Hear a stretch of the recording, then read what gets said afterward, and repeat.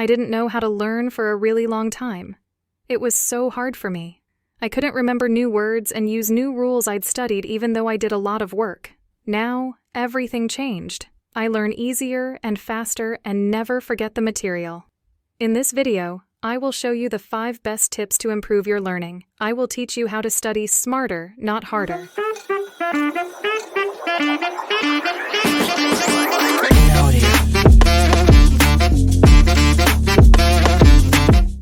Tip 1. Many of us find studying hard because we don't know how our brain works. Learning about it can make a big difference.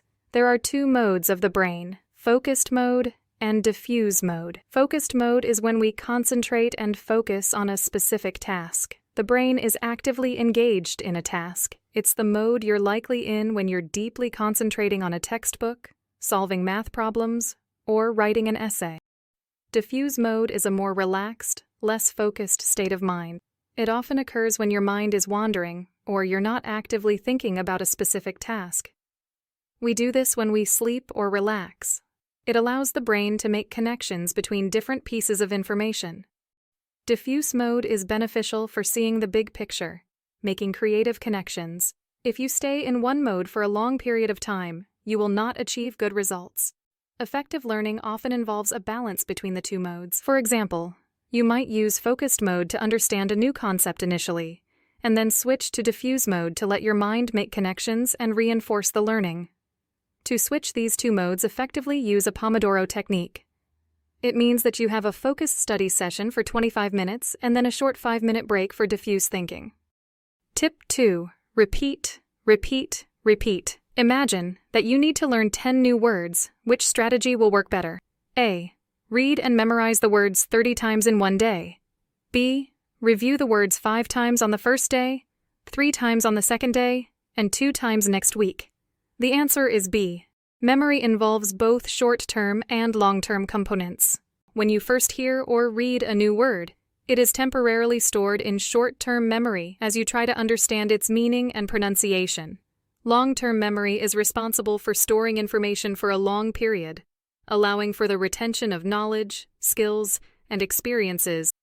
Repeating information over time helps to convert short-term memory into long-term memory. This method is called spaced repetition. Each time you repeat, a certain number of neurons are activated. When the action or information is repeated, these same neurons respond again. Tip 3. Summarize. After you read something, study a new rule, or have a lesson, immediately come up with 3 things I've just learned and try to explain the main ideas to yourself, or even better, to someone else. Imagine that you are speaking with a 5-year-old child. Your explanations should be easy and understandable. By articulating the concepts in your own words, you're creating mental connections and associations, making it easier for your brain to recall the information later. It transforms passive learning into an active, engaging process. Tip 4. Practice makes perfect. Imagine you want to become a surfing pro. You've watched hundreds of videos, read all the guides, and you know the theory inside out. But guess what? You've never actually paddled out into the waves. Can you really become a surfer without hitting the water? Absolutely not. The same with learning. You may have learned the rules and written a ton of notes, but here's the problem. If you're not practicing, you're missing out on the real deal. You've learned new words? Fantastic. Now, challenge yourself to use them the very next day in conversation. Don't have anyone to chat with? Write a short text incorporating those words. You've studied a new rule? Brilliant. Challenge yourself to use it the next day. Maybe you've learned the past tense. Turn it into a game by constructing sentences about your day in the past. Learning is an active sport. The more you practice, the more confident and skilled you become. Tip 5. Have a strong framework by chunking and connecting. What on earth is chunking?